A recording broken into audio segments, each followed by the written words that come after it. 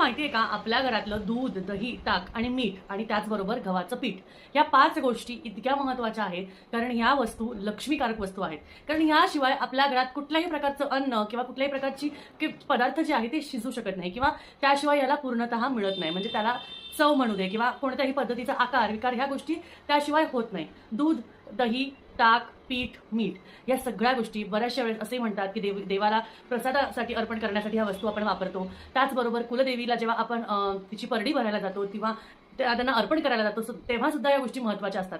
त्यामुळे कधीही घरात ह्या वस्तू एकतर पूर्णतः अगदी एकदम शेवटच्या टोकापर्यंत डबा खाली तळावर गेलाय असं संपू देऊ नये. त्याचबरोबर शुक्रवारच्या दिवशी किंवा ज्या दिवशी तुमच्या घरात कोणत्याही प्रकारचं शुभ कार्य आहे त्या दिवशी या वस्तू कोणालाही दान देऊ नये किंवा कोणालाही उसणं देऊ नये. त्याचबरोबर अजून एक गोष्ट महत्त्वाची आहे. आजकाल आपण बघा दुधाचं पॅकेट आणतो, दह्याचं पॅकेट आणतो, ताकाचं पॅकेट आणतो किंवा मीठ आणतो, तर मीठ खाली सांडू नये.